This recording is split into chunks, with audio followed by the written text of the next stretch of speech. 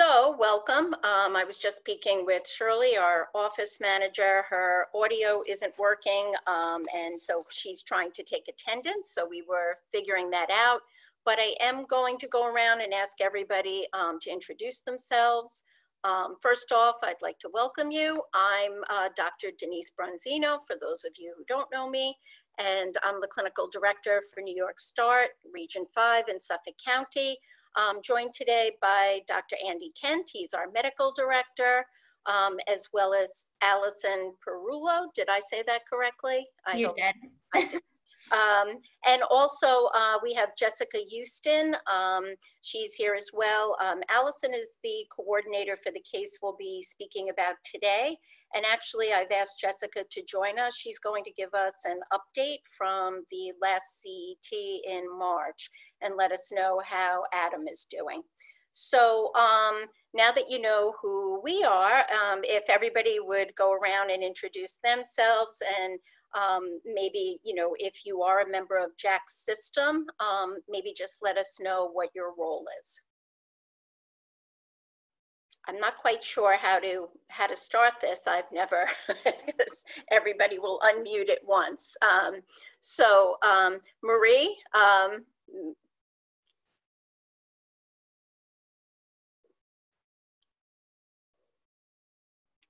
Hi, my name is Marie. I'm a New York START coordinator from Suffolk County. What else do you want to know about? That's fine. Good morning. Okay. Welcome. Good morning. Welcome. Yes. Indy.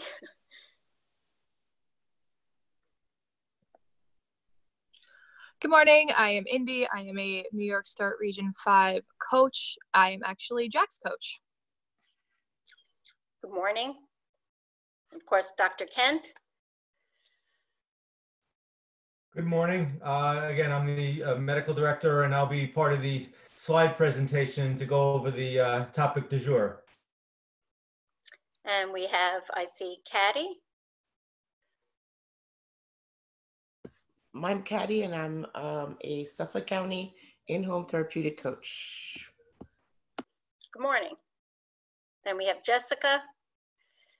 Good morning, I'm Jessica. I'm a New York START coordinator for Suffolk. And Mercedes.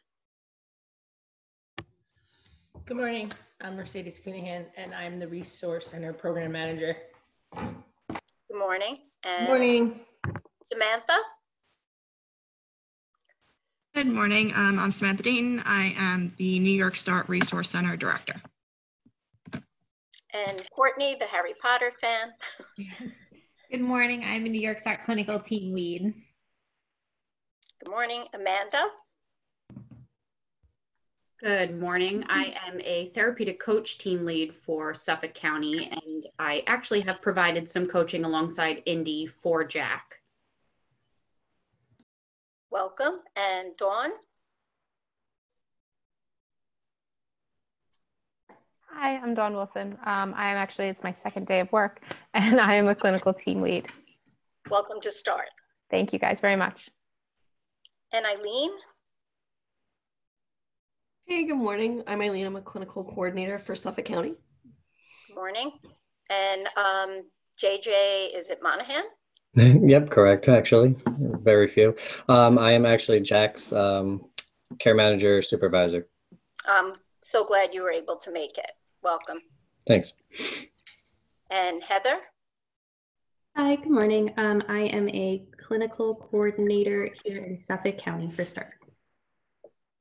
And Erica? Good morning. I'm a New York START therapeutic coach for Suffolk County. And Liz? Hi, good morning, everyone. I am a national coordinator. Thank you. Welcome. Thank you. Danielle? My name is Danielle Bernard. I am the Director of Clinical Services over with Life's Work. Welcome. Thank you. And the other Danielle? Hi, Danielle Friedman. I'm a New York START team leader for Nassau. And Lisa? Hi, good morning. I'm the Senior START Instructor for New York START. And Mike? Good morning. I'm Mike Marzo, the Associate Director of the Long Island START Program. Good morning. And Stephanie? Good morning. I'm a coordinator with the Suffolk team at START. And I see Jessica has joined us.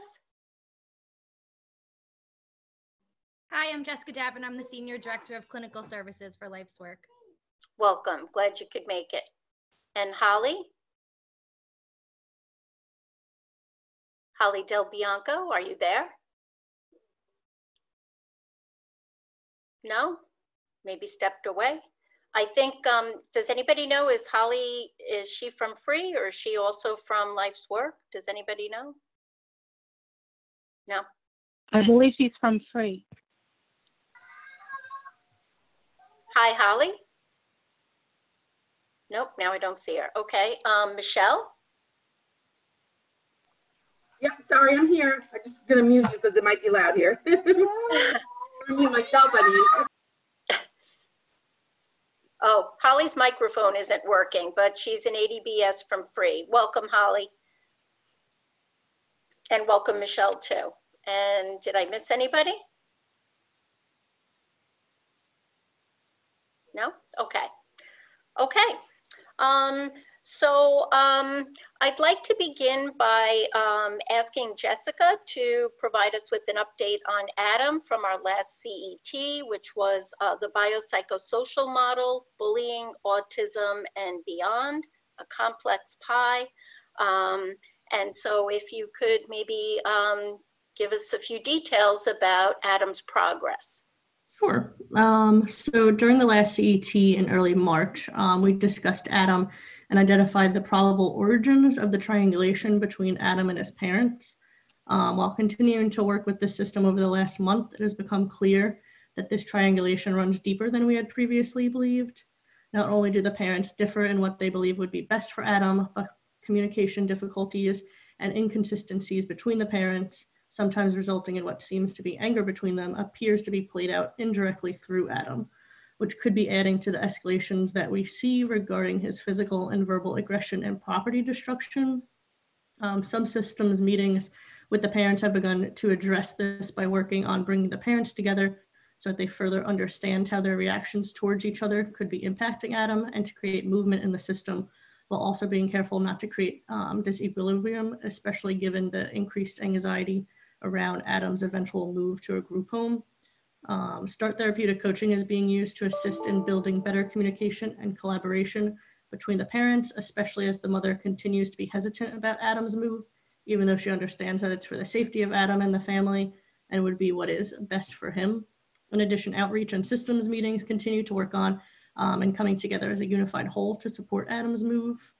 A team meeting was held with Adam's larger system, including Adam and his family, his care manager, and the care manager supervisor, and myself to discuss Adam's move to a group home and the process involved.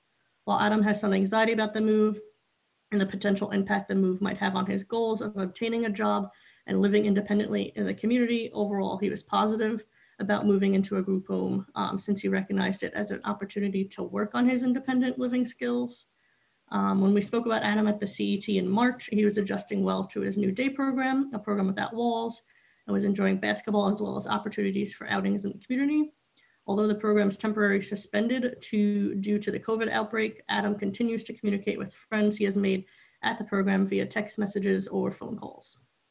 Okay, all right. Well, that's some good news. I know we had spoken about the origins of that triangulation, maybe even dating back to some of the events surrounding the mother's pregnancy. She was ill, she required medication, and just how maybe that kind of set everything in motion. And I guess now it seems as though, like you were saying, it does run a little bit deeper, and that some of those difficulties between the parents are playing out through Adam, and now, maybe even escalating some of that dysregulation. So that's great that that's been identified and that you're chipping away at that. And also good news about him in the program. I know we had spoken about how he experiences a lot of anticipatory anxiety. So the fact that he's been able to incorporate that and that he's actually looking forward to that and that he's been able to frame it with respect to working on being more independent is great. And I just think that's also wonderful. I don't think he wasn't at that day program too long before the COVID outbreak, was he? No, he was there probably like a little over a month, I believe, maybe like a month and a half before everything got shut down and suspended. So I think that's also a positive sign that he was able to form those connections in that short time, and that he's been able to maintain them, you know, while everybody's sheltering at home. So, yeah. Okay. Okay, does anybody have any comments or questions or anything more about Adam? No? Okay. Well, thank you for the update. And I'd like to give everybody some time. I know we had sent it out since we're all on Zoom. Today we had sent out the case summary, but just in case some of you haven't had a chance to look it over, I'll just give you maybe 5-10 minutes just to take a look at it so you can review some of the details, and then we'll turn it over to Allison, who will kind of give us a little bit of an introduction to Jack.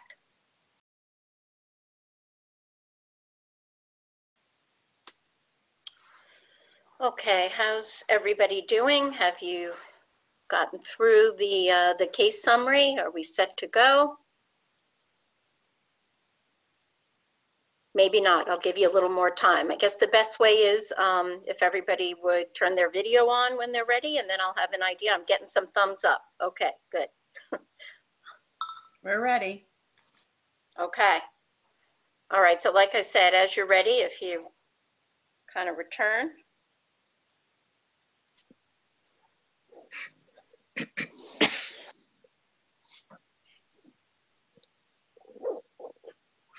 I'm just curious, can you hear the dog snoring? He's on pain medication, for those of you who heard about his little mishap. So he's like out like a light. I'm glad he's resting. Yes, me too.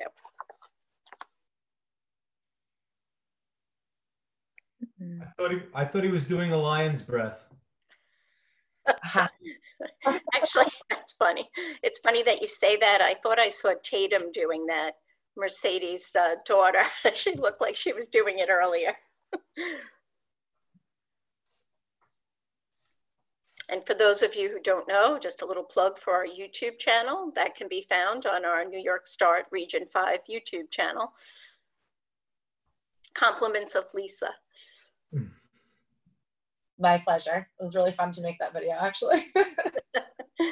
He was like, why do you keep sticking your tongue out? I was like, that's part of it. Okay, I think we have mostly everybody back. So why don't we get started? Again, I just want to emphasize that Dr. Kent and I invite any questions, interruptions, please feel free to jump in. And so before I do turn it over to Allison, does anybody have any questions or anything that they noticed on the summary that you wanted to make note of or ask about? No? Denise, I'm just going to throw out there that there was a little typo on the medication, and if anybody happened to pick up on that, the Zyprexa would be 30, not 300, or we'd be having a very different type of discussion today. Thank you, Dr. Kent. He emailed me as everyone was reading, and I was like, yep, from all the edits.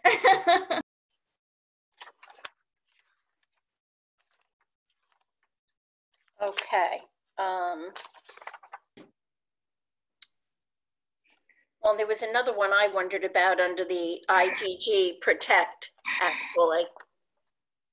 It says 4 caps, 1 per day. Does that mean once a day? Yes, once a day. Okay. All right. So if there are no questions, I'm going to turn it over to Allison, who's going to give us a little bit of an overview on Jack. So take it away. Okay. Hi, everyone. Jack is a caring, intelligent, and humorous male in his late 20s, living in Suffolk County in a private home with his mother and father. Jack loves animals, especially dogs, horses, and rabbits, and he used to participate in horseback riding. Jack enjoys music, and his favorite song to sing and dance to is Sweet Caroline. In fact, during a coaching meet and greet, his mother mentioned Sweet Caroline, and Jack immediately asked, "Alexa, play Sweet Caroline." And he performed the entire song for myself and 2 of the coaches in his dining room. Jack is diagnosed with ADHD, PANDAS, Lyme disease, which is well managed, and he also has a mild intellectual disability. Jack was initially referred to START by his care manager due to an increase in behavioral health symptoms characterized by physical aggression, including hitting, kicking, and spitting, and verbal aggression, including yelling, which appeared to have escalated after his dog passed away and Jack moved into a crisis-rested house. As a baby, Jack was seemingly healthy and happy and would express happiness by clapping his hands. However, he began to experience frequent strep infections. At 9 months of age, he was diagnosed with hypotonia, with a regression and loss of previously learned skills. In fact, Jack experienced multiple medical illnesses early on, for which he underwent medical testing, ultimately resulting in multiple surgeries, including an endonectomy, tonsillectomy, bilateral pharyngotomy, and a double hernia operation as a toddler and young child. Jack attended a specialized preschool for autistic children where he received additional services including OT and PT. However, we have not yet been able to obtain any assessments from during this time, and so we are uncertain if he was actually diagnosed with an autism spectrum disorder. His mother reported that she was not comfortable with Jack attending a school for children with autism, and she found an alternative preschool. As noted, for some of Jack's elementary school years, he attended an out-of-district school where he attended a functionally deaf program, giving his hearing impairment. This was a significant time of learning and growth for Jack, as he learned to swim, was taught sign language, went on many trips to the city via train, and took karate lessons. This also was a time of independence for Jack, since he had the opportunity to walk the courtyard by himself to get to each of his services. During this time, Jack was supported tremendously by his family and friends in the neighborhood, who even attended sign language lessons with him at his home. Jack's parents praised Jack for all of his accomplishments, and when he stopped sucking his thumb at 9 years old, he was rewarded with a trip to Disney World to celebrate. Jack was very social throughout his high school career, attended many activities, and was even voted as an acknowledged member of his class at school. However, at approximately age 14, Jack experienced flare-ups and behavioral health symptoms, including motor tics of his upper extremities, increased aggression, crying, and yelling in association with recurrent instances of strep infection. In addition, he experienced medical symptoms of vomiting in the morning. As a result of the recurrent instances of strep infections and being unable to obtain answers from his PCP, Jack's mother eventually sought an evaluation from a New York City psychiatrist specializing in OCD, autism, anxiety, and PANDAS sometime in 2010 when Jack was in his 20s. Based on the records received, it is unclear if testing was performed or when a diagnosis of PANDAS was actually made. However, Jack's mother did report it was during this time period that the New York City psychiatrist made the diagnosis of PANDAS for Jack. Jack was evaluated by the school psychologist after having graduated and received his IEP diploma, since he remained connected to the school district for services such as job coaching. The examiner noted that Jack was inattentive and difficult to engage, resulting in non-standardized administration and caution in interpreting the results. It is hypothesized that Jack's difficulty in remaining focused could have been due to the transition and observing his friends and siblings heading off to college after graduation. However, it is also possible that this could have been related to the strep Jack was experiencing for 6 months during this time. As noted previously, Jack was very social, so it is possible that this transition was very difficult for him and led to a decrease in his overall functioning, and this may have been impacted further by the strep infection and possible flare-up of PANDAS-related symptoms. I think it is important to draw your attention to Jack's eco-map.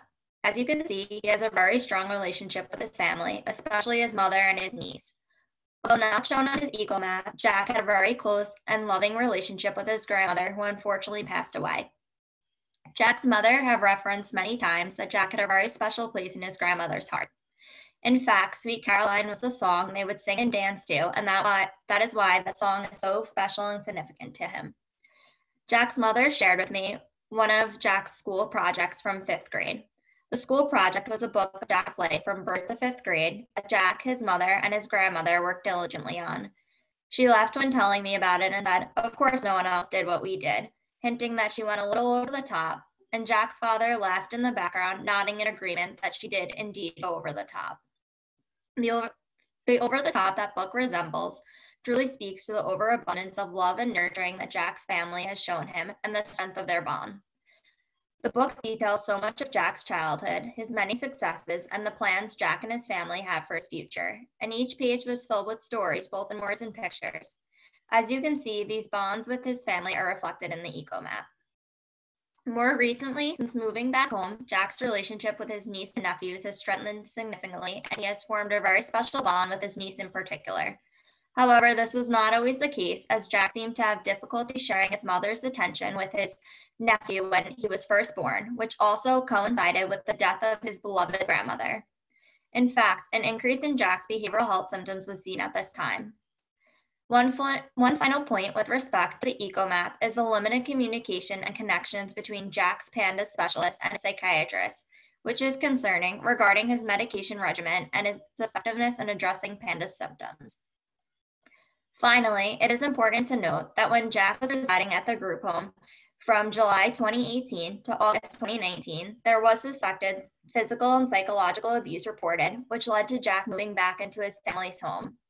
This had led to significant trauma responses from Jack, including new fears that his mother reports were not previously shown by Jack. It appears that Jack may even at times exhibit some separation anxiety from his mother as a result of the trauma he experienced in the residential setting. Although Jack has experienced some new fears and trauma-related responses, his behavioral challenges of verbal and physical aggression have significantly decreased since moving back home. Okay, thank you. Can everybody hear me? Am I clear? I know Allison was breaking up a little. Was she a little distorted to other people as well? I'm just not sure if it's on my end. Okay, but I certainly understood you. Everybody can understand me? Okay. Does anybody have any questions or any comments?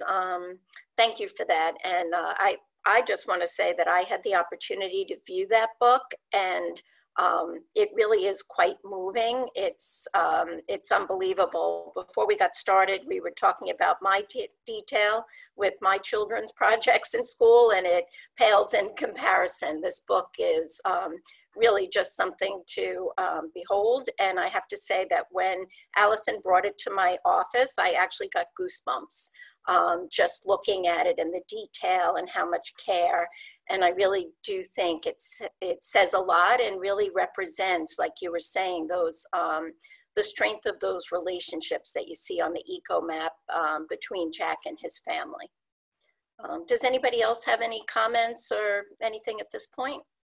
Denise, I was just wondering if he's ever like received any type of grief or trauma type therapies just to assist, because he seems like he's experienced so much loss in his young life, and in all the medical treatment, which can also cause like trauma, psychological trauma, because he's so young and had all those surgeries. That so maybe some type of grief type, trauma therapies can help. And then the separation from his family, the back and forth, so possibly.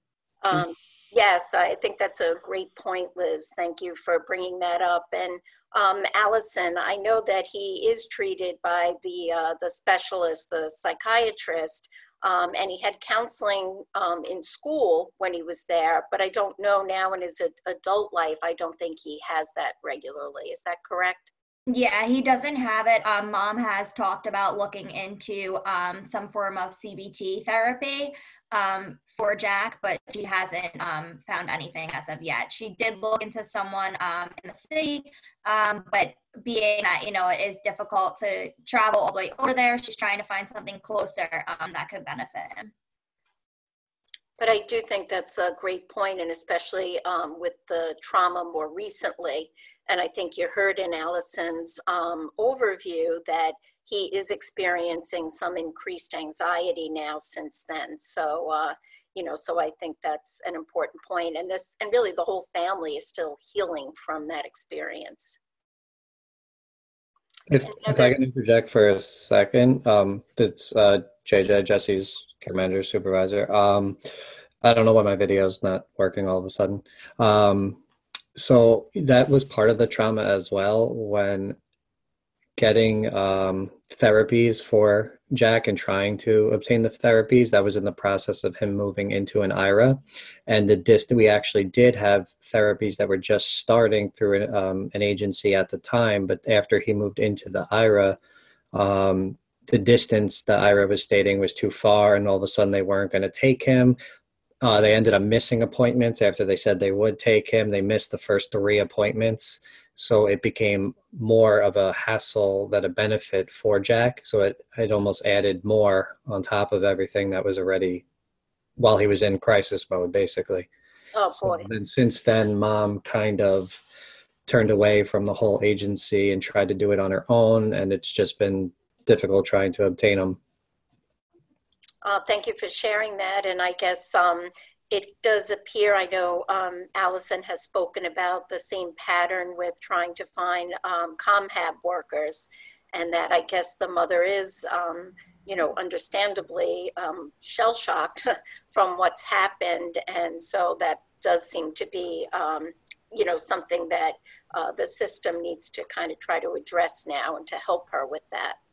Yes, he came from, I would say, 40 to 50 hours of ComHab per week, and that's all he was utilizing. No day program, no anything. Like, that's all he knew, one-on-one attention, which is what he craves. And then all of a sudden the behavioral issues start. It went downhill. Then he went into the IRA and his whole life switched. He went from one-on-one attention to a day program with hundreds of people, 1-on-5 attention, if that. And then into a residence where he's living with 8 other individuals. So his whole life kind of got turned upside down for a year. And all he was doing was craving that one-on-one attention that he was no longer getting, hence the increased physical aggression and just overall behavioral issues.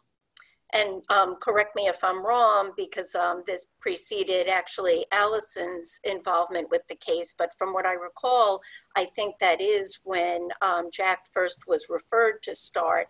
And from what you're sharing, it seems to be that it was quite a reaction going from what we were just saying about that nurturing, loving, how involved his family was, to that situation where he just didn't get that one-on-one attention that he craved, the way you say. Yes, New York START was part of the crisis programming, because I was with Jack for, I would say, the past maybe 4 years.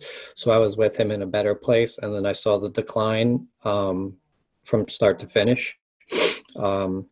He was completely in a different place 4 years ago than where he was a year ago and even today. There were no really behavioral issues. I mean, minor, yes. But he was going out every day into the community. And then I just saw him shut down little by little, both due to lack of structure with the ComHab. They either quit or didn't show up, showed up late. And for someone who has the OCD tendencies, where if you're supposed to show up at 10, that means 10. You know, if you show up at 10:05, he's upset. And it just started a whole chain of events, basically. Well, and I could see how that would be a potential trigger for him as well, just given what he experienced in the group home. So almost like it's re-traumatizing him. Yeah. Okay. All right, anybody else? Okay, so I'm going to share my screen and we'll start the PowerPoint presentation. Chances are I'm going to have to log back in. Let's see. Oh, no, good. Okay.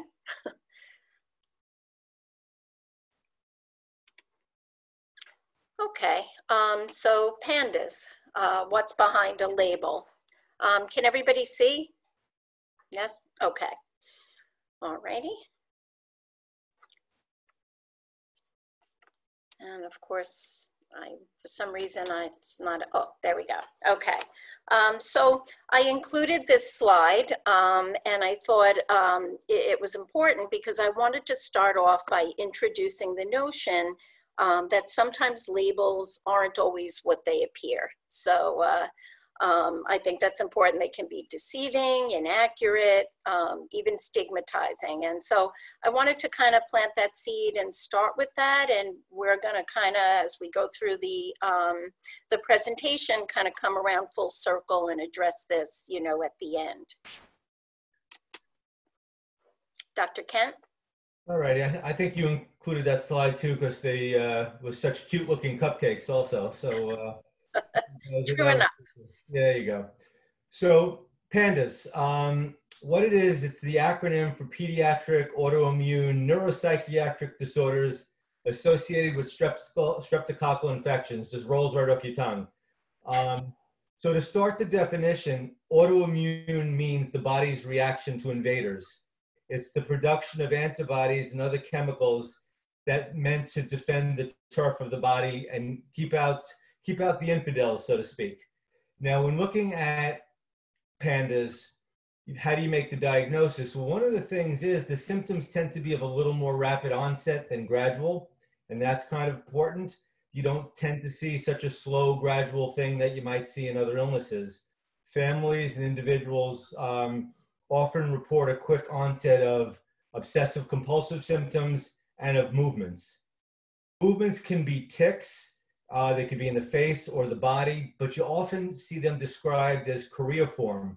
And what that means is like a jerky or writhing, almost like a snake-like writhing or jerky kind of movement. Not that I recommend it, but if you hold someone down with this, you will see the fingers, you'll see the toes start to move, and it's not voluntary. It's something they can't help. The body just has to do that.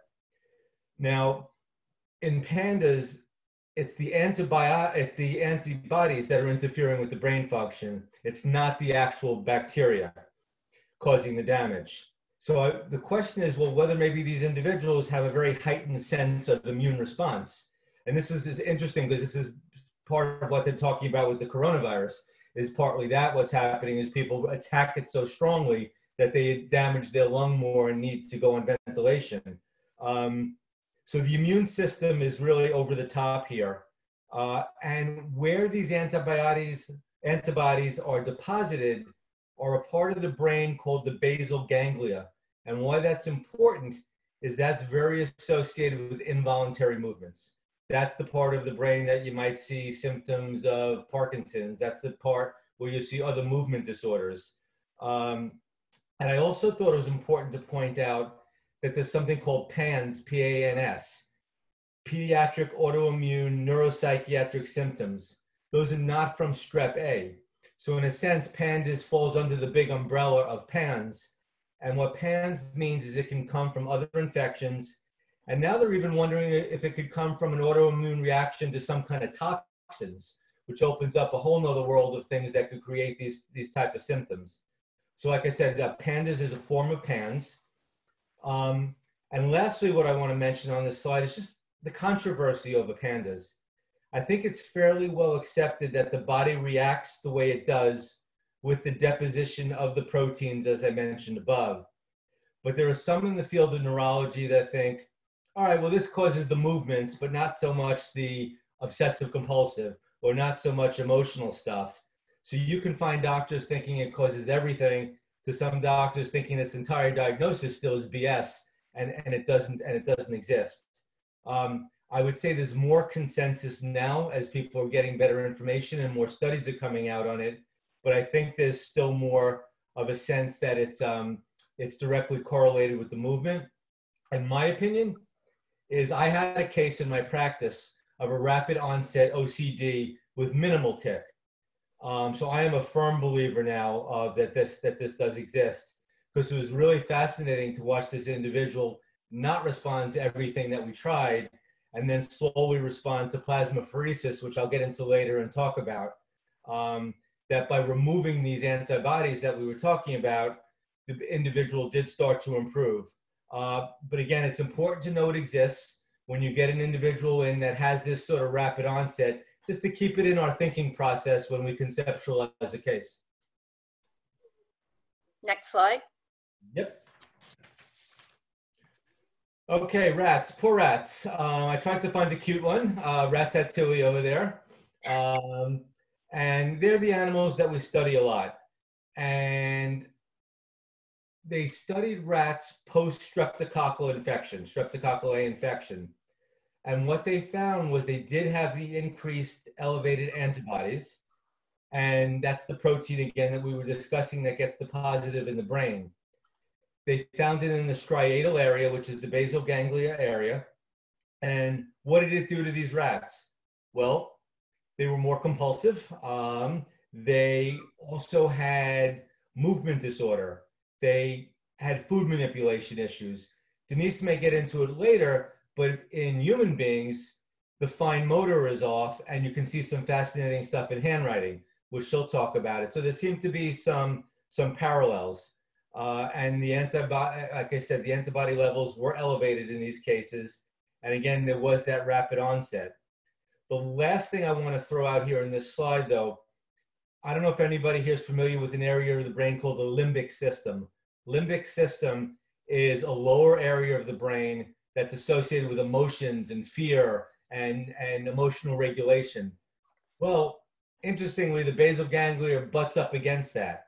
So it makes you think that if the antibodies are being placed there, are we also seeing some potential damage to the limbic system, which is associated with emotion and memory. So I think that we have to keep that in mind, that when somebody has this diagnosis of PANDAS, it may be that anything goes in that area, and that might be something we have to keep in mind. And that's it for that slide.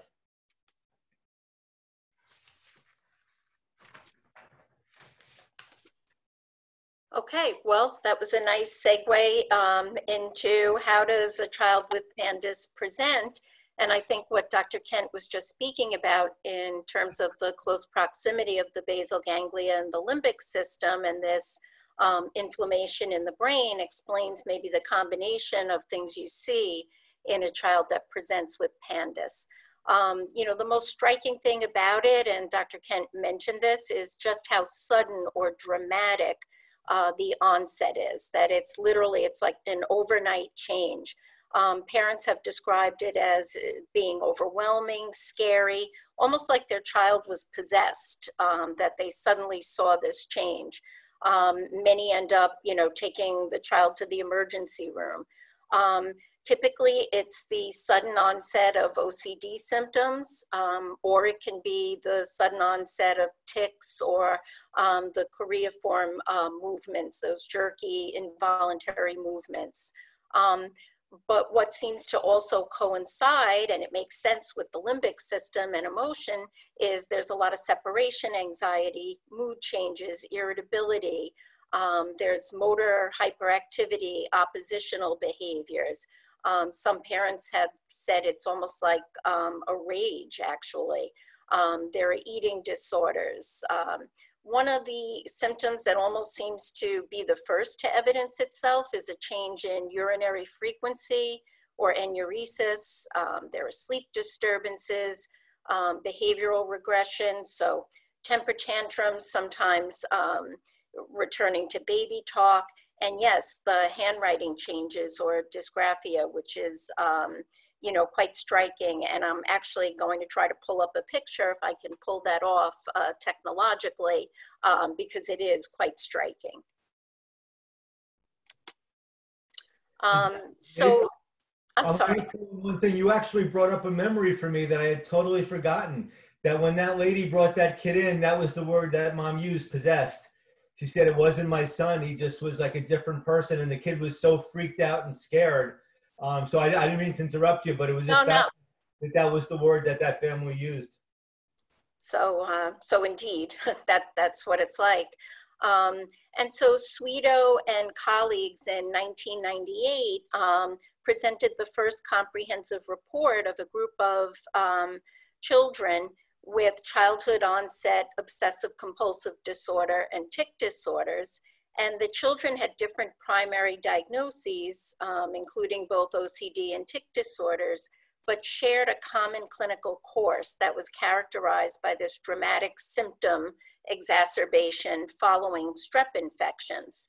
And that led to the development of these 5 criteria that they used to diagnose PANDAS. So it's the sudden onset of the OCD or the tic disorder, onset between age 3 up to puberty. One of the, again, another hallmark feature is the episodic course of the symptoms, the relapsing and remitting. And of course, that's associated with the strep infection. So as the titers go up and down, or the child is in active infection or isn't, the symptoms wax and wane corresponding to that. And then there are the neurological abnormalities, which makes sense based on what Dr. Kemp was saying, because of that inflammation in the brain. So you see the motor hyperactivity, like ADHD. Many are diagnosed with ADHD, as is Jack. The abnormal movements.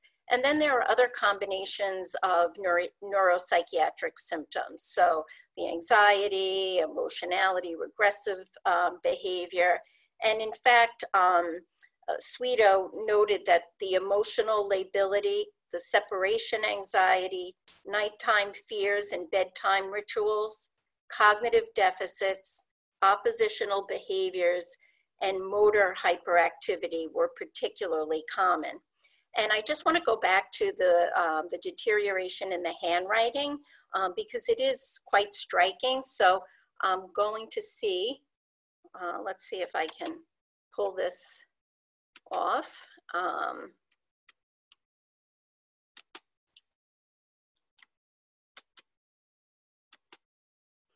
Can everybody see that? Yes, so you can see these pictures. So the drawing here of the female, that's before the onset of illness. And then the middle is during an acute phase where there is a strep infection. And then you can see following, after the infection's resolved, again, how striking the difference is. And there's another, let's see, here it is. Here's another example. So the drawing in panel A here was produced during an acute exacerbation of OCD. And you can see how messy and immature. And then panel B is, after treatment with IVIG, which we'll talk a little bit about. I know Jack is awaiting that treatment. And you can see that with the symptomatic improvement that the drawing improves, and it really is, it's quite striking. Just how dramatic it is. All right, bear with me. I'm not always the most technologically savvy, but I seem to be doing okay. Let's see. Okay. Do we have any questions or any comments so far? No, just making sure everybody is still out there. And, those really did look like different people. Right? I have a comment because Dr. Kent, after our, we had a medical consultation on Jake Kimmelson, and he recommended something, and I'm looking through his folder right now. I'm trying to figure out what he recommended, but the mother actually used whatever Dr. Kent said that she should use, she already was using, and like Jake is doing great, and he's someone, PANDAS case. I know like Allie has a PANDAS case. I don't know where it is. I'm looking through all these folders, but whatever you recommended, Dr. Kent, Jake is doing great right now. So I guess, Marie, you're familiar, you too have a case with PANDAS and maybe see some of these things. Yeah. That's good to hear. I get lucky once in a while. Okay. Look through my notes. Hattie, was there anything else about the drawings, or? It almost looks like, like when a psychological evaluation is given on, brain damage on one of the spheres, where on one side of the clock you see a perfect drawing, And on the other side of the clock, you see this completely dysregulated kind of thing going on. Yes. That's what it reminds me of. Yes. Yeah, it's striking just how significant the regression is. And just to bring up, you know, Allison did mention in her presentation about that psychological, and actually the next slide is going to speak a little bit about neurocognitive functioning in individuals with PANDAS.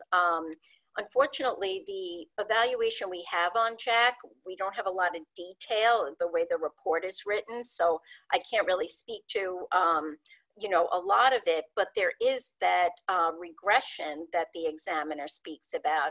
And like Ali mentioned, we're not quite sure if it could have been due to the transition at the time and adjusting to a lot of his friends had moved on.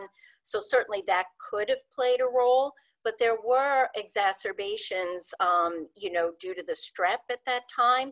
And what the examiner describes is just like night and day, again, compared to the Jack that's typically the Mr. So-and-so of his school and just how engaged and related and all the activities he participated in. And she really paints a picture in the psychological of somebody who really just couldn't function, where she literally had to engage in almost like hand over hand to get him to complete the tasks. There was such extreme motor hyperactivity, inattention. And so that regression is striking, and that's really what the handwriting, you know, kind of mimics.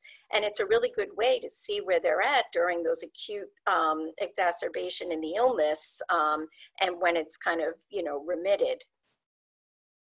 So what I remember as a student, I had a case of a completely neurotypical kid who was Mr. Sportsman, had great grades, was really popular. And then he had this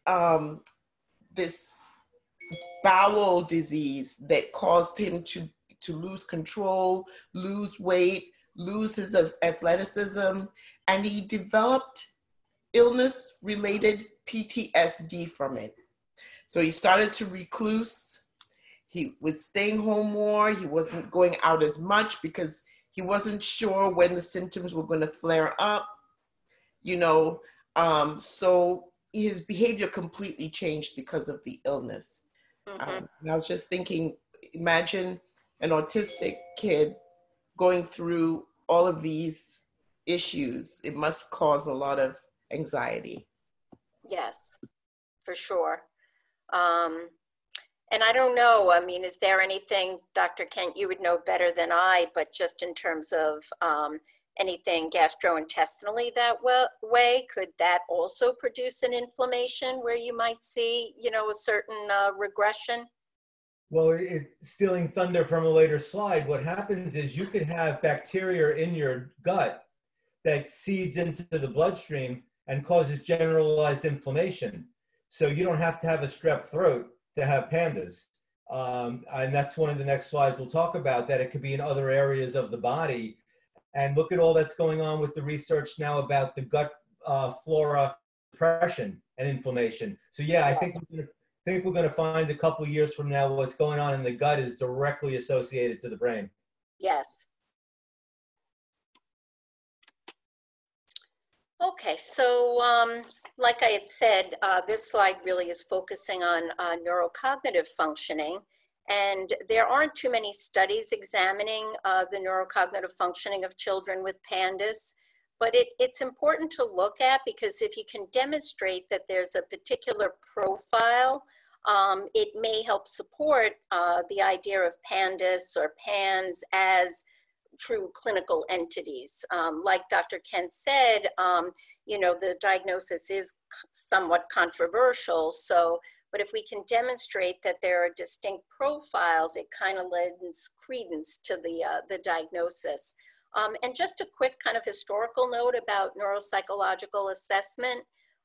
Originally, neuropsychological assessment really helped to localize if there were a brain injury or something going on neurologically, it could help localize. So there are specific tests that are given, that are thought to, you know, kind of relate to functions that are under the control of the parietal, the temporal parietal area, or maybe some that require executive functioning. I'm sure most everybody, you know, we talk about executive functioning deficits, and that's related to the frontal lobe, which of course is connected to almost every other area in the brain. So, but we could kind of localize function by conducting neuropsychological assessments.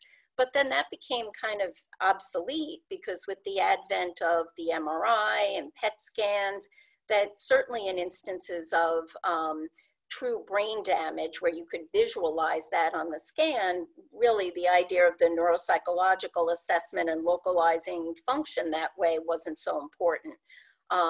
But in a case like this, in terms of the PANDAS, where we're not speaking about something that you could really visualize on a scan of any kind, you know, necessarily, it may help to understand maybe the pathways that are involved in the illness. So I just wanted to kind of introduce that idea.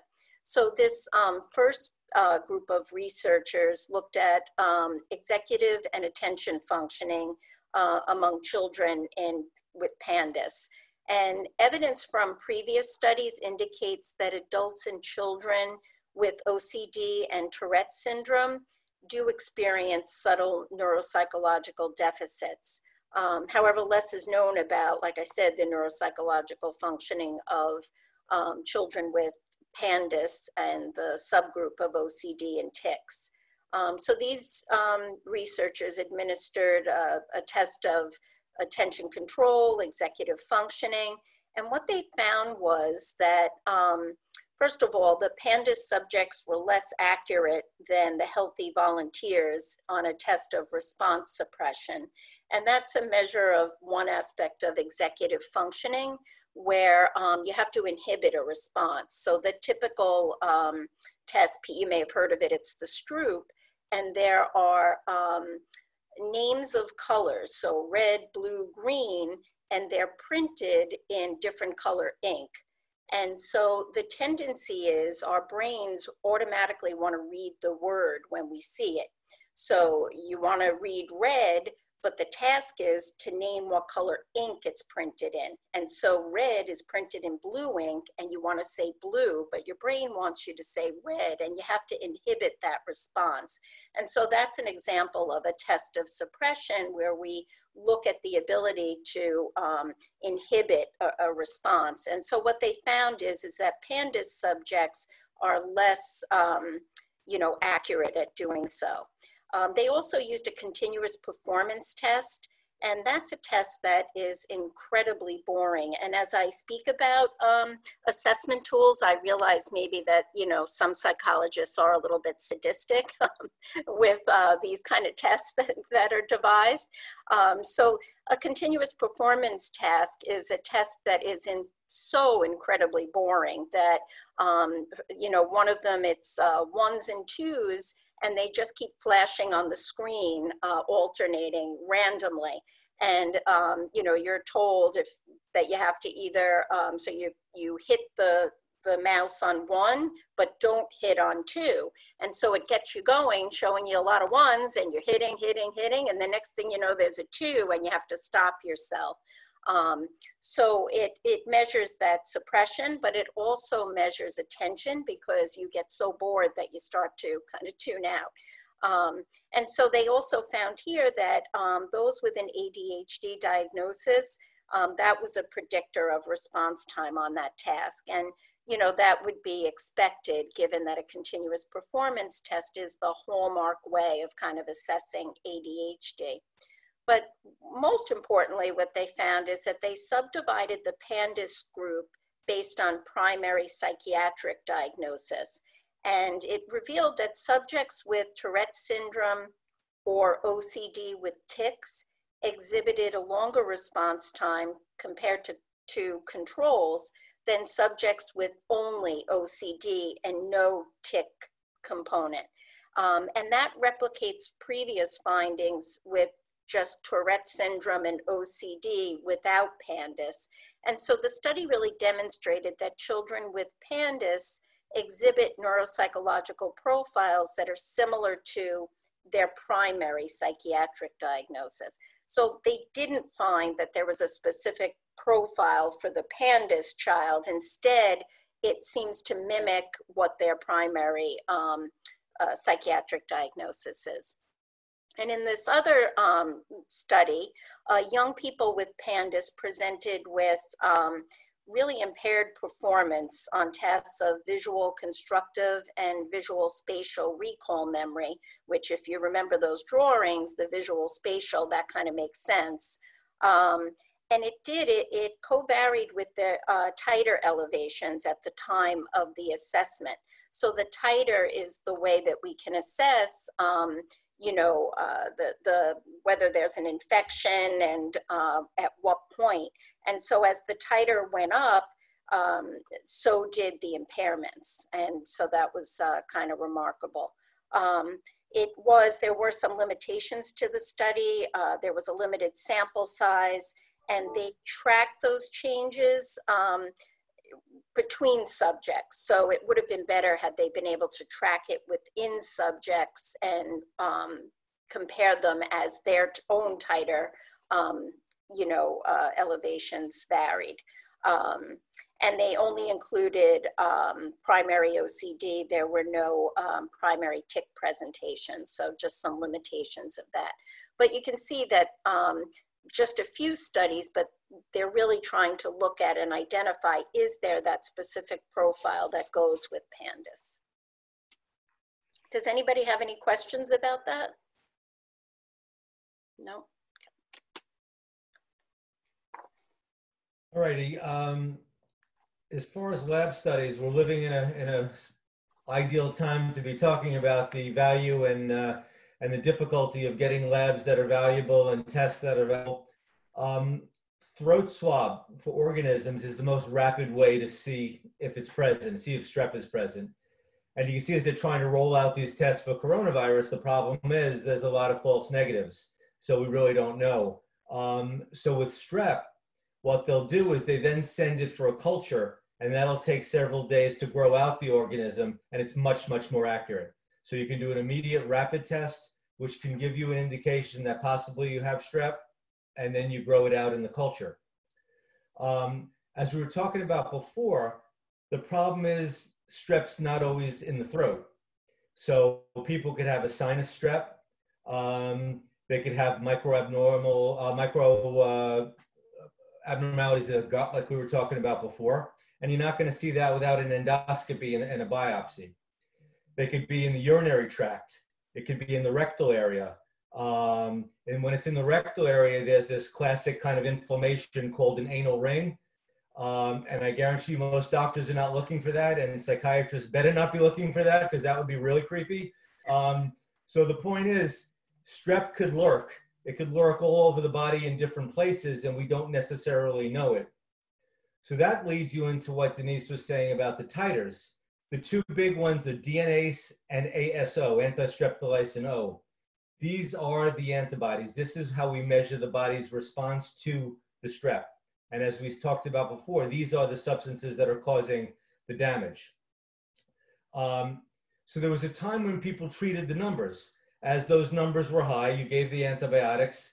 As those numbers came down, you stopped the antibiotics.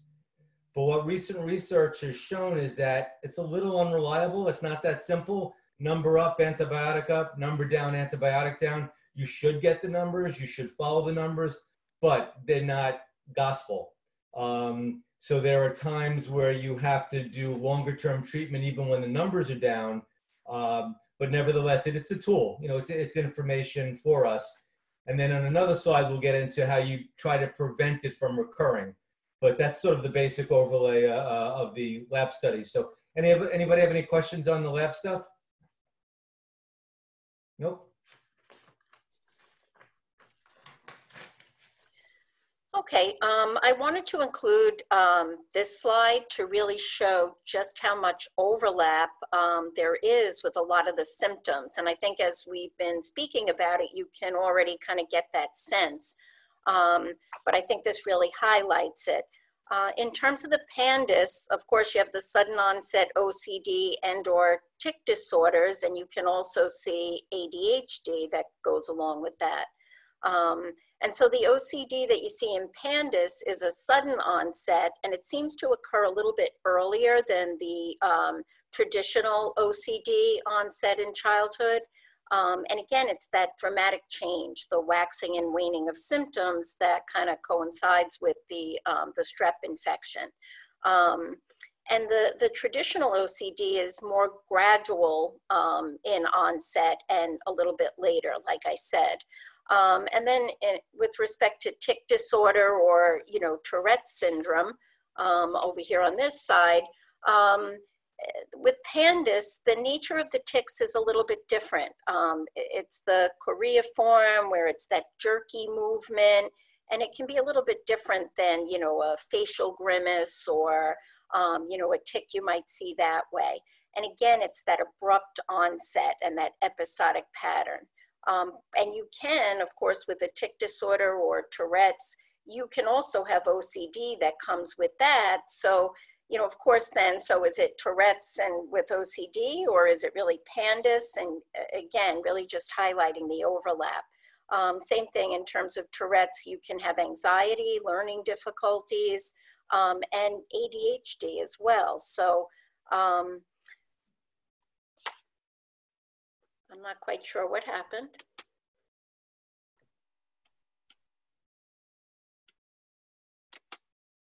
There we go. And then in terms of the ADHD, you have motor hyperactivity, as we mentioned earlier. You can certainly see that with PANDAS. There's inattention, impulsive behavior, oppositional behavior, and that sounds a lot like some of those neuropsychiatric changes that we spoke about, you know, with this. So, you know, you see it going hand in hand, although sometimes it might just be a part of the PANDAS.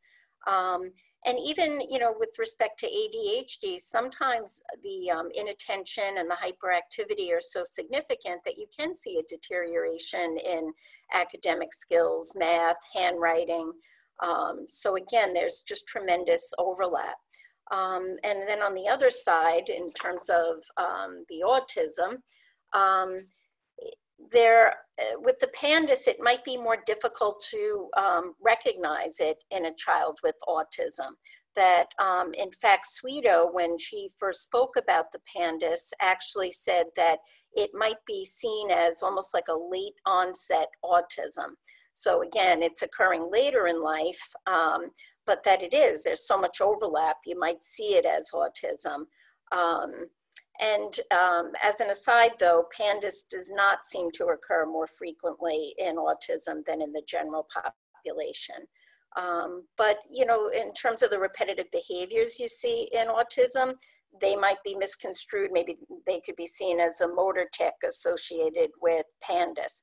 In fact, in some of the reports on Jack, it does speak about that some of the behaviors he engages in are described as repetitive behaviors. So, you know, could it be autism? Even the echolalia, which I know he exhibits some of that as well, that, you know, is it echolalia that goes with autism, or is it really vocal tics that's more a part of a tic disorder? I think here the age at onset is important, that if you think about autism, generally you see that earlier on, which was why Sweeto was saying that you might view PANDAS as almost like a late onset autism. And if we consider Jack, if you recall in the write-up, that it was, I believe, was he 3 months or 9 months of age, Allie, when he had that incident of the hypotonia? He was 9 months. 9 months. Yeah. And so he showed that hypotonia earlier on, and that tends to be more generally associated with autism, and you don't necessarily see that in PANDAS. So, you know, it raises some question. Again, there's a lot of overlap, and how do you interpret it? You know, Jack did attend that preschool early on that was a specialty preschool with for children with autism, but we don't have any early assessments, so it's really hard to kind of take a look in hindsight and maybe tease that apart.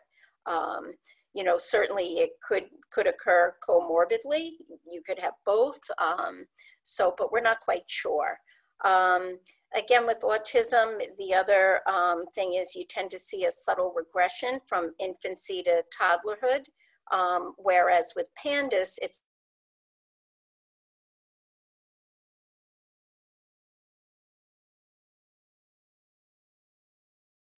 that also, it's a neurological disorder of childhood, and it too is associated with strep infection that causes rheumatic fever.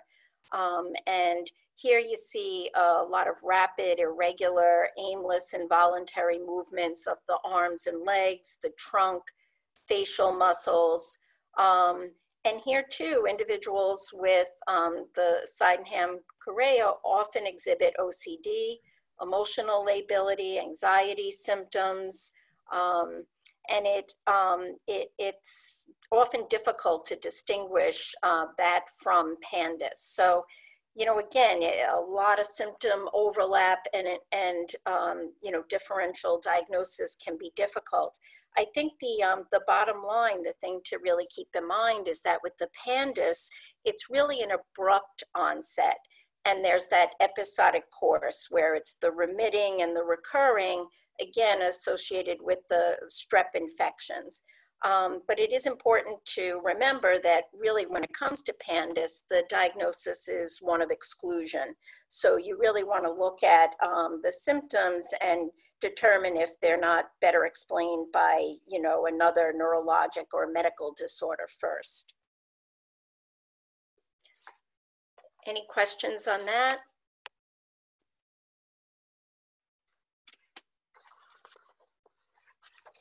Oh, I think you skipped.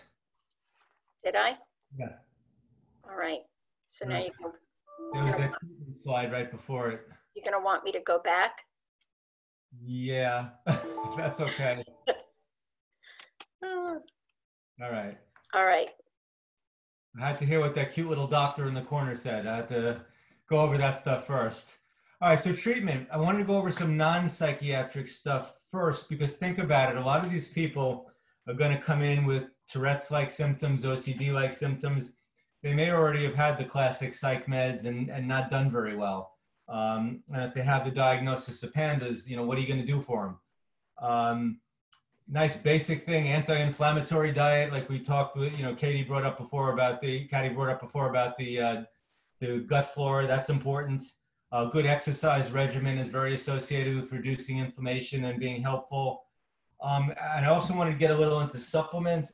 N-acetylcysteine, that is an amino acid precursor of glutathione, which is an antioxidant naturally occurring in our body.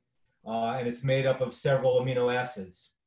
And acetylcysteine doesn't have a set dosage, but there's a lot of anecdotal reports of it helping with sleep and anxiety and inflammation. And there's even one I read about it helping with the irritability of autism. So that seems like something that's being researched a little bit and that they're looking into. The only danger with that particular one is if somebody is on nitroglycerin for cardiovascular problems. But you know, most of individuals don't have that, but it's something to point out. CBD. CBD is all the rage. I get asked that all the time. Patients, coordinators, everybody. You know, are you using it? How does it work? You know, what's it like? I find it is helping a bunch of my patients with anxiety and with sleep. And there are some dosage ranges, which we could talk about if anyone has any questions. But there is some report of it being used in PANDAS, and I guess, Allison, I'll ask you, but I think, didn't Jack try that? He did for a while. They actually just stopped it probably about a month ago now, because Mom said she didn't really see much of a difference when he was on it or when he was off of it, so she had taken him off for a little bit. I don't know if she's planning on starting it again, but as of right now, he's off of it. Okay. Regular anti-inflammatories, ibuprofen, makes sense because it's just generalized decrease in inflammation and the brain's going to get it as well. And if there's swelling in the areas of deposition of protein, that would certainly help it. Antibiotics, of course, to treat the strep, because if that's gone, it means your body no longer needs to make the damaging antibody proteins. And kind of what we talked about before, the controversy was how long do you use antibiotics? You know, we were always taught in med school, you do 7 to 10 days, you knock out the strep, and that's it.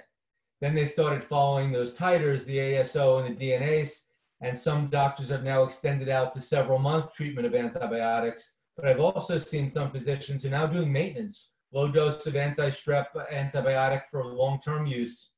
So that's also a possibility. Immunoglobulin therapy, which I believe Jack is waiting for. This is the use of antibodies to help fight infection. The theory is to reduce inflammation and further defeat any hidden strep that could remain hidden in the body. It mobilizes the immune system to work better. But as I was writing this, I was thinking that's probably going to be counterintuitive to anybody who's listening, because I said in the beginning that the antibody system is working too well, right? And that's what's causing the problem, not the actual strep. But the aha to that is this is the better antibody. It deactivates the one the body's producing and basically calls it a, you know, you're phony, we don't need you anymore, move it aside, and it does the job more properly. So it can be potentially helpful and often doesn't need to have multiple treatments. 1 to 2 treatments, I've read some reports of people doing better. And then now we'll go to the next slide about the plasmapheresis, because that's a very specific type of treatment.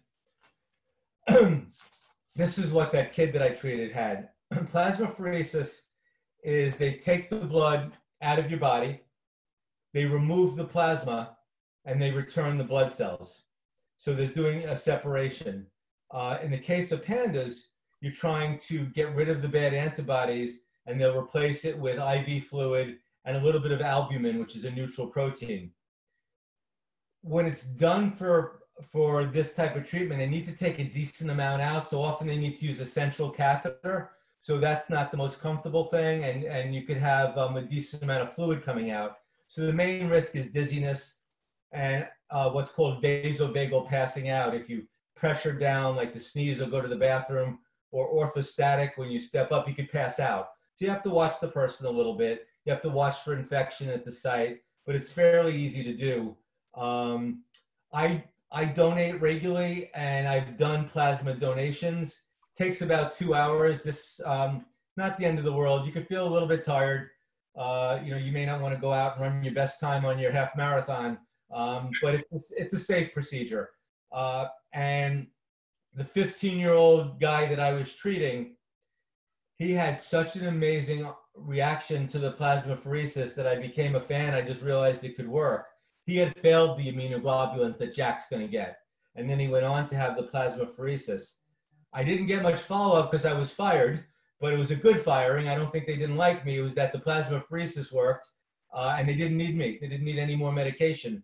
So it's definitely, there's an array of things that can be done, from the simple, you know, the simple ibuprofen, antibiotics, to the IVG, and all the way down to plasmapheresis. There's a whole array of things that could be used for PANDAS. So anybody have any questions on the alternative treatments for this stuff? Nope. Okay, next.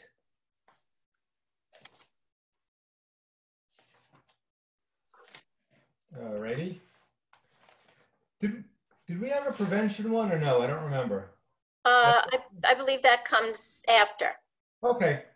Yeah, on the psychiatric meds, don't have a ton to say, because basically what happens, first of all, we may be doing this anyway because the person may not get the full-blown PANDAS diagnosis and treatment. But let's say the plasmapheresis fails, let's say the IVG fails, it's still in our tool bag to have psych meds that lessen tics. It's still in our tool bag to have medications that help with OCD. So even if it's coming in from a different angle and we don't think it's the classic OCD tic, I will still use serotonin reuptake inhibitors to help the OCD. I'll still use guanfacine or clonidine to help the tics. And last but not least, you know, antipsychotics if they're really agitated and I really feel the emotional dysregulation requires it. So those psych meds are still options. But if there are PANDAS, I want to make sure I'm not missing that and can do other alternatives. All yours. All mine. I'll take it away. With respect to the more psychological treatment, the OCD, tics, and some of the mood and attention symptoms of PANDAS can be targeted with, all kinds of cognitive behavior therapy treatments. With respect to, the OCD in particular, exposure and response prevention, which, just to review a little bit about that, that is the standard, highly effective treatment for traditional OCD. And basically there, the compulsions serve to reduce anxiety. And so the first piece in exposure and response prevention is to teach coping or anxiety management strategies.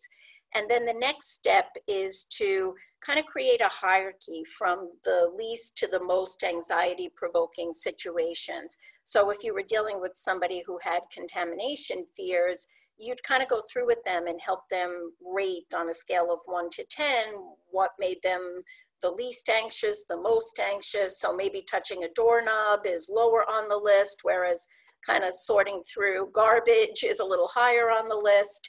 And then what you would do is you would expose them to that, have them actually touch the doorknob or put their hands in the garbage, but you wouldn't allow them to engage in whatever the compulsion is, be it washing their hands or, sometimes it could be a ritual that goes with it. And so you prevent that response and instead have them use the coping strategies to that kind of manage that anxiety rather than engaging in the compulsion. And eventually, they don't need to engage in the compulsion. So that's been shown, to be effective. And in fact, there was a cognitive behavioral therapy augmentation of antibiotic treatment in a group of children with PANDAS and an OCD. And the study focused on the utility of family-based CBT in this case that had been resistant to antibiotic prophylaxis treatment. And they modified the protocol a little bit, but initially provided some psychoeducation related to OCD and PANDAS, as well as CBT. Then the hierarchy development, as I explained, some cognitive restructuring depending on the child's developmental level and if they could benefit from looking at the cognitions and changing that. And then finally, the exposure activities. And the results showed that there was no evidence of partial or full relapse with respect to OCD symptoms based on, improvements in ratings on a variety of instruments. So in addition to lending additional evidence to support the efficacy of CBT, the findings also suggested the appropriateness in conjunction with antibiotic treatment as a potential means of altering the symptom trajectory that you see with PANDAS. So that was kind of cool.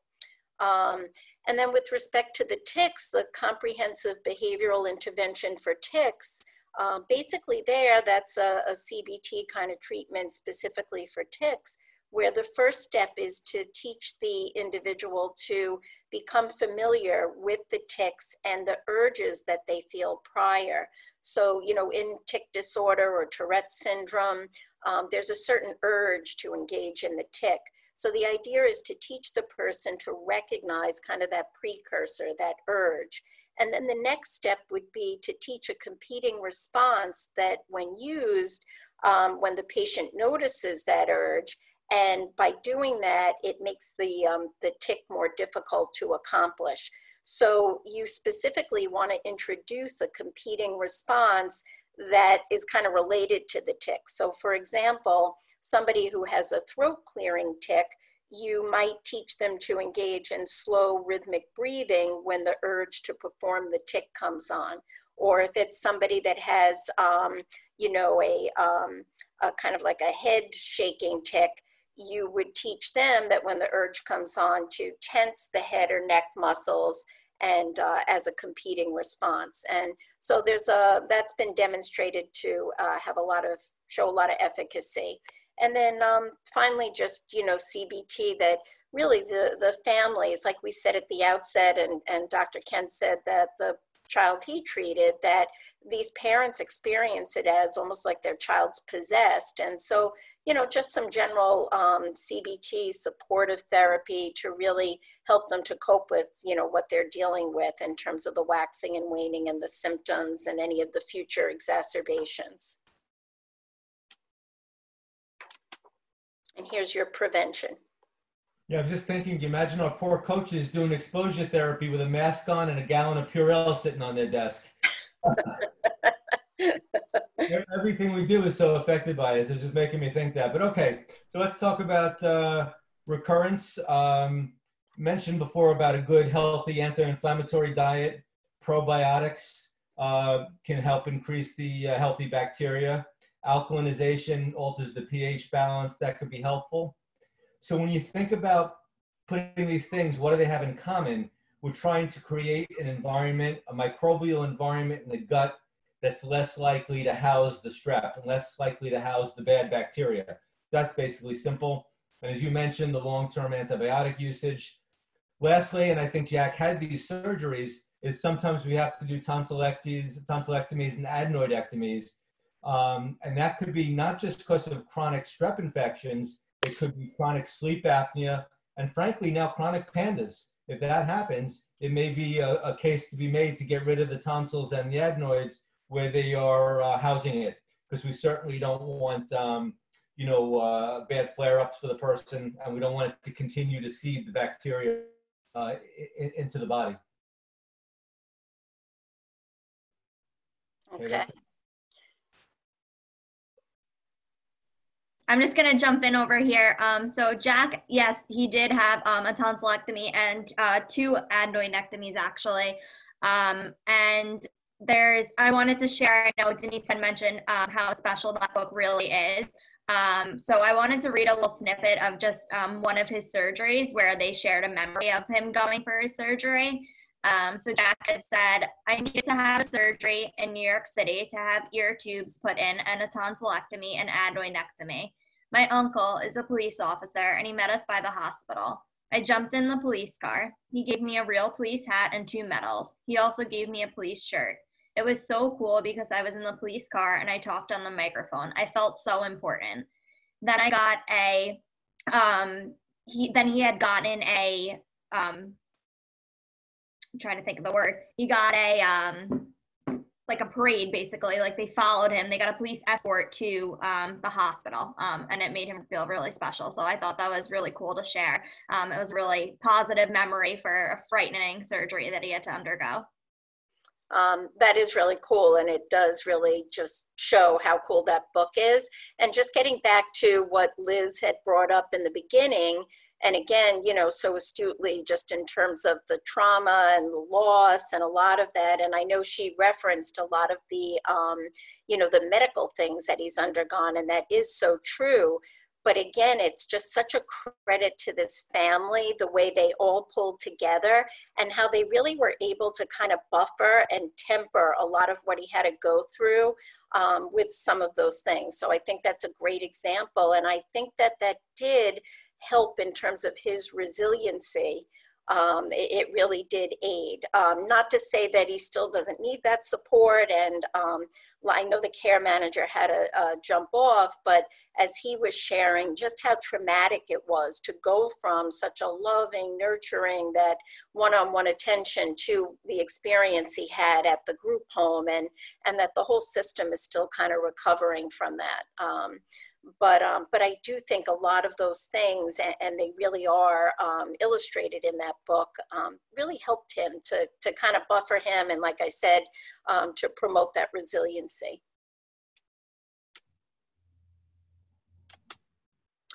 Okay, so PANDAS and PANS, as Dr. Kent mentioned earlier, really PANDAS is, it's first of all, it's a controversial diagnosis. We said it's a diagnosis of exclusion where we want to rule out other medical or neurologic conditions. And just to remind you, the PANS is more of an umbrella term that can encompass, other infections or maybe even toxins, as they're saying now. Denise. Yes. I don't want to interrupt you, but I have a question because Okay. Jake Kimmelson is the one who has PANDAS. His mother never reported tics to me. Like I've read all his history, like nothing about he doesn't have that. So is that? That's where we were saying it could really be an either or. It could just be the OCD symptoms in some individuals. Sometimes you see the OCD and tics, and sometimes you see just the tics, you know, if they have PANDAS. So it can present differently. Okay, thank you. We were kind of talking about the PANDAS and the PANS, and I mentioned about the neurocognitive functioning and how they're really looking, is there a specific profile that goes with PANDAS or PANS? And so this was a study actually conducted in Italy, where again, they were trying to demonstrate, given this debate over whether there's a real phenotype that goes with these, be it the PANDAS or the PANS, that they attempted to characterize the clinical, neuropsychological, and biochemical aspects in a sample of PANS and PANDAS patients. And they had them undergo all kinds of psychiatric examination, biochemical, MRI, EEG, in addition to administering a neuropsychological battery. And they compared them to a control group of patients with the Sydenham's chorea that I had spoken about earlier. And what they found was that the clinical presentation of PANS children in particular, so that's the broader, the umbrella group, that they showed the presence of obsessive symptoms, behavioral regression, and somatic symptoms. So that was statistically significant, that almost seems to be the classic way that PANS children present. They also showed neuropsychological deficits in visual motor abilities, short and long-term memory, and processing speed, which again, going back to what we said about the brain areas involved, makes sense. However, there was the absence of any biological markers or anything on the EEG or the MRIs. And again, it made that the diagnosis is really one of exclusion. So, you know, they're still working on trying to really find a way to say that this is a true clinical entity, but we have yet to do that.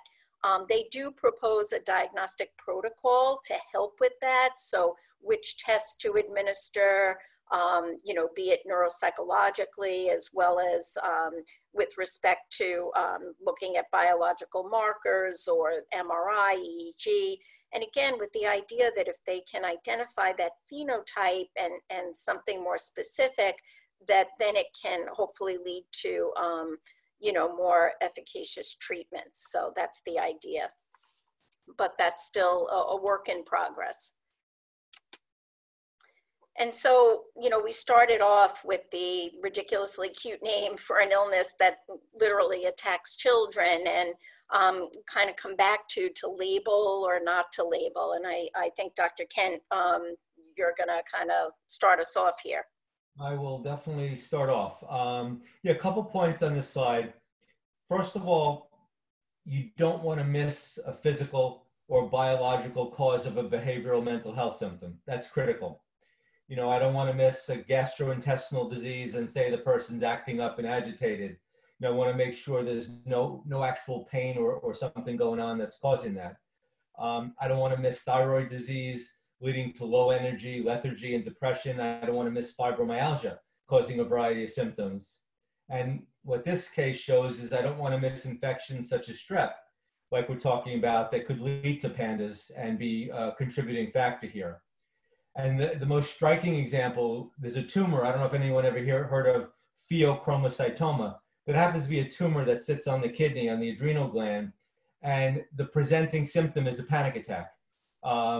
And it's rare, but I always like to throw it out in a talk because the person could come in sweating, anxious, heart going fast, they're nervous. And if someone didn't think, hey, let's do a full review of systems, you know, from top to bottom, we could miss something. Now, also important to look at these things is want to make sure there's no time sensitivity as far as treatment. You know, let's say it was that weird tumor where that thing probably needs to be removed before it kills somebody. And in the case of PANDAS, I'd want to catch it before it becomes more ingrained. You know, the longer that individual has those symptoms, the longer they feel possessed, the longer they have no self-esteem, the longer they feel that they're suffering. So I think it's super important to do that because, you know, if you don't treat it, it's not that it stays, it's going to worsen. And you're going to have comorbid conditions start to come up. And then lastly, I just want to tap into the thing about the stigma with psychiatric labels. My desire as a physician is I want to say, this is what you have, this is what we're doing. And it sounds very simplistic, but it's not. I have a lot of people that'll come into me and say, oh, I don't have anxiety, my thyroid's out of whack. I'm like, all right, well, we'll check it out, that's fine. Or I have a bad stomach, I have a nervous stomach. Yeah, no, I don't have anxiety, I have tachycardia. So all these things, there's just more judginess for some systems and for some people, and even society-wise, if you give a psychiatric term, a psychiatric diagnosis. So I just think it's important to take that into effect. And then handing it over to Denise again, the reason in this case, it does seem, and she'll know more than me, that that was a part of the system's view, and it did taint their way of wanting to look at it. So all yours. And that does seem to be the case. And Allie didn't carry the case right from the outset. There was another coordinator. And I know right from the beginning that the mother was very clear that this was definitely PANDAS. It was not autism. So I believe on the intake, as we explored the symptoms, and you heard earlier how much overlap there is, that, you know, I think the question arose, you know, well, was there also autism? Could that have been? And the mother was adamant that there was not autism. And just to remind you, early on, Jack did show the hypotonia, that he was in that specialized preschool for children with autism, which may have been just so he could receive those special services with respect to PT and OT and the like. But we don't have those early reports. And, you know, it's kind of interesting. It does seem like this system embraced the PANDAS. And like Dr. Ken said, of course, it's important to treat infection and anything medical, but they really seem to embrace it. And you have to wonder if maybe there is that autism, that some of Jack's movements might be considered. When Alice and I went through it, you might say maybe they're repetitive behaviors associated with autism. Same, he demonstrates echolalia, he had the hypotonia. The area where he really doesn't meet the criteria is socially. And interestingly, there in mild cases of autism, and as individuals with autism age, there can be some improvement in symptoms, and that would be the realm in terms of that criterion, would be in the social realm. And really, Jack doesn't show that. He is so engaged, so makes eye contact. You know, if you read in the handout with his father's oil company, he's pulling the hose and interacting with the customers, and he really is just so engaged. He was Mr. So-and-so at his high school. So he certainly doesn't show that. But, you know, you also have to wonder if that, because this system embraced the PANDAS, and maybe that gave them more hope and expectations for Jack, that, you know, with treatment that there wouldn't be symptoms. If that really, not applying that label, if that's what happened, and that maybe there were improvements for him as a result of that. And in fact, you know, I have to share that over the years, and I've been treating individuals with IDD for a long time, that it does seem that the family, the situations where the individual's families have been so involved and so supportive, that they definitely have better outcomes. And in fact, a study by Woodman showed that greater improvements were associated with higher levels of maternal praise, and higher quality mother-child relationships. And that is just what you see here. And so you really have to wonder if the mother embracing the PANDAS and all the time and effort that she put in really maybe, you know, kind of mitigated some of those symptoms, that maybe there is some autism, I don't know, but, you know, does it really matter? And the other issue that comes into play is really that idea of hope. And so maybe there was more hope for Jack because of how the family viewed this.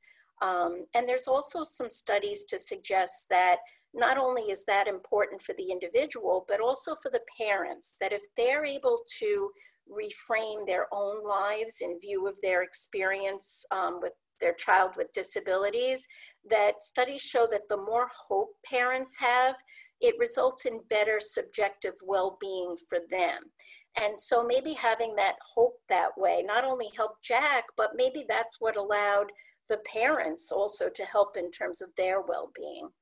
And kind of continuing that idea about the well-being, just thinking about PERMA, so positive emotion, engagement, relationships, meaning, accomplishments, the 5 elements developed by Marty Seligman that account for what makes up the good life and authentic and sustained happiness and well-being.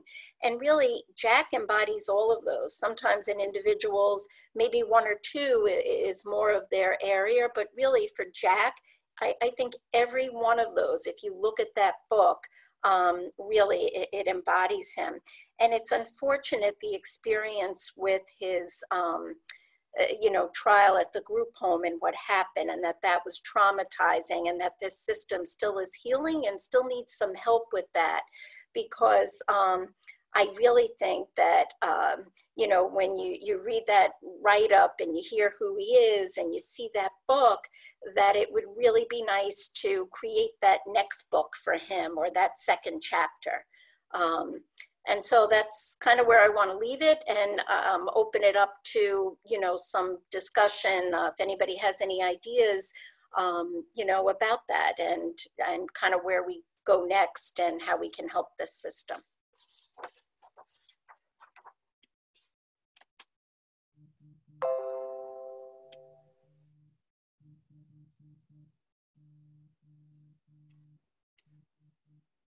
So any comments, any ideas, thoughts? Hi, it's Heather. Sorry, I'm a little, I'm in my main room, so I have some background noise. But no, I just wanted to ask what the plan is kind of moving forward to address his PANDAS. And since the psychiatrist and PANDAS specialists don't really communicate, does he appear to be on board with it? And who plans to administer the treatment moving forward? Great question. So the psychiatrist has been made aware. Initially, he wasn't on board with the treatment. I don't think he thought it would really benefit Jack, being that he was older when he received the diagnosis of PANDAS.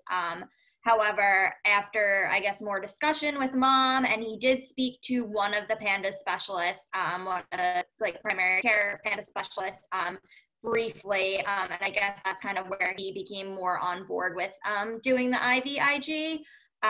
So the plan moving forward is for him to have that administered. I think it is more so on hold now, because it was on hold waiting to be approved, then it got approved. Now, due to everything with COVID-19, it's on hold again. But last, when I had spoke to mom about it, the plan was for him to be able to get it once this is all over. And it's actually a pediatrician that's going to be administering it, who specializes in PANDAS. That's really cool.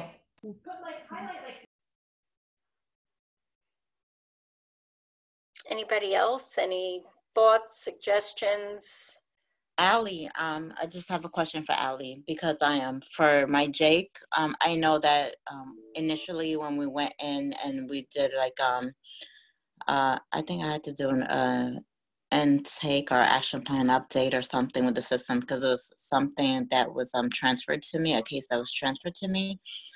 But she was saying that her insurance did not approve the IVIG.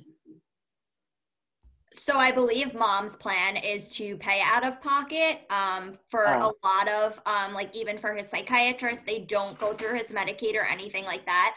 Okay. She does pay out of pocket. She has almost like a stigma around doctors who take Medicaid. She is afraid that they're maybe not going to be as diligent working with Jake.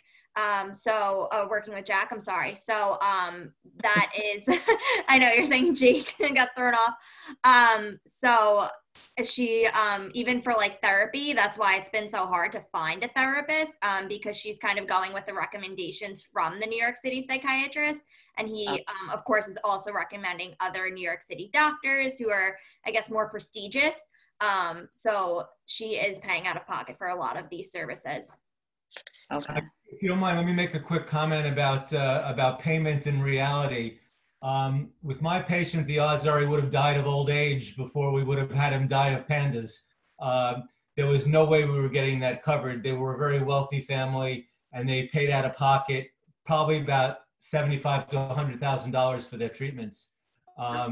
Yeah, no, it's really up there. So there's not, like Denise said, they're doing studies, they're trying to come up with protocols, but it's not at a level where there's sufficient data to make the insurance companies pay for it. You know, you could appeal and fight it, but it'd be very slim. And I just wanted to comment, you know, I think it just came full circle again, that you can just see this mother's concern with that stigma, even with respect to that. And, you know, even prior to what happened at the group home, but that she is very particular that way. And I just think that, you know, in so many ways, that's really allowed Jack to flourish, that he's just a member of his family, and she just will leave no stone unturned. Anybody? I just wanted to say thank you. And, you know, I was able to also, you know, see that book, and I, you know, kind of like putting some stuff together. It was really very interesting overall presentation. I knew bits and pieces about, you know, PANDAS. I don't really have anybody on my caseload I don't have anybody on my caseload that's diagnosed with PANDAS, so I'm not so familiar with it. So this was really very interesting, and I felt like the drawings was very powerful to look at. I really appreciated that visual because it gives a really good idea of, you know, what's going on with that person. And it's, you know, to look at something like that and kind of say, like, you know, this is where you were, and this, and it was really interesting to look at. So I really, everything was really well put together, and thank you so much for all that info. Thanks. Thank you for that feedback, and I'm glad I included those visuals, and it was a little bit of a test of my technological ability, but I did pull it off. And I do think, like you were saying, it's striking, very powerful. And I think, you know, again, getting back to the eco map, and that's what I like about the eco map, I think that's also such a powerful tool as well for that reason, because it is so visual. And again, in this case, you can just see all those interconnections and the strength of the system. And so just another powerful visual from this presentation. Anything else? Can the tics and the OCD go away over time, or do some people have that permanently? How does that work? I think, go ahead. You want to start? No, go ahead. I was going to allude to what you said before, the episodic nature of it. It really waxes and wanes. So there's no set answer to that. There are some people that you could go into remission and have minimal symptoms for a long time. There are some people that have a baseline of some symptoms, but not as bad as before the treatment. And that's when you start to include the, you know, the non-med treatments Denise mentioned, the psychiatric meds that I mentioned. So I hate to give you that kind of answer, but it's sort of anything goes, but the pattern is generally episodic. And I'll just add that in preparation, I did a little bit of research, but there really isn't a lot of research. We have to remember that this was first really kind of described in 1998. So we first have individuals, you know, becoming adults that were, you know, 8 at that time and so forth. And so it's a little bit unclear how long this continues. Does it go throughout adult? There really aren't studies. So that's, you know, it's a little bit unclear long term. Okay, anything else? I have a quick question. Allison, because I know this guy pretty well, Indy and I have been talking about it a bit. Has he ever been treated for depression?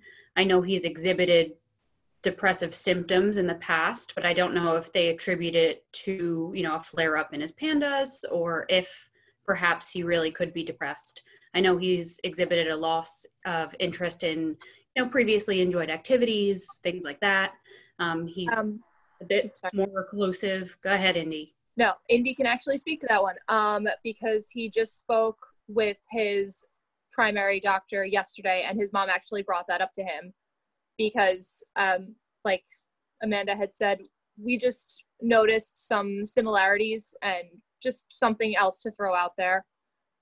So they were going to start looking into monitoring those symptoms a bit more closely, because the doctor did think it was a viable explanation also for, loss of interest, just describing everything as feeling tired, that kind of thing. I think that's a great point, and goes back to what Liz brought up at the beginning, just about the loss and all that he's been through. And I do think he's Mr. So-and-so from his high school, and I think he's missing that, so that would make sense. And there are also, if you look at some of the symptoms at points, there's some lethargy, and I have to wonder if that is an aspect of the depression. So I'm glad that they're onto that. What I tend to call it in that case, it might be a bit of an adjustment disorder with depressed mood, and then keep an eye on it, monitor it, and then it may become its own entity unto itself and meet the criteria for a full depression. I'm hoping if the treatment for the PANDAS is effective, then if it's an adjustment disorder, we'll see less of it. If not, he might need the intervention for the depression. I know, Amanda, to kind of jump in on your question, he was previously treated with Zoloft early on around 2010 when he first started to see the New York City psychiatrist, but he was taken off pretty shortly after he began seeing him and was stabilized with a mood stabilizer.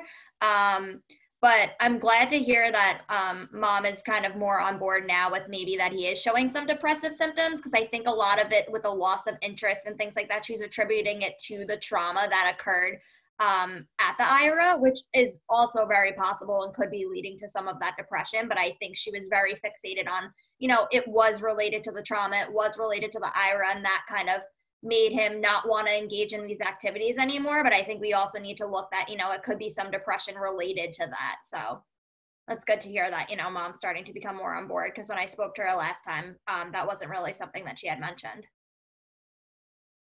I think that's a great point, and I think just framing it in that the aspect of the hope, that maybe that can give her some hope. Not that we can address the trauma and do that, but maybe because that was so traumatic to her as well, that the more she focuses on that rather than, what might help him to begin to move on. So maybe this will help her and give her some hope that way, to kind of get some movement going in the system, to see if, we might get out there and help him create that next chapter, that next book.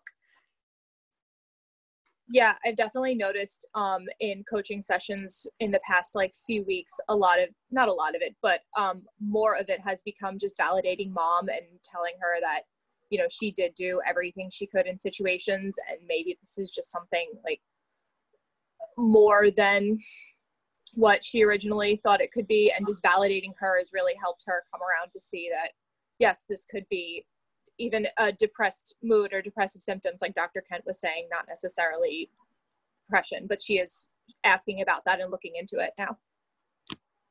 Good.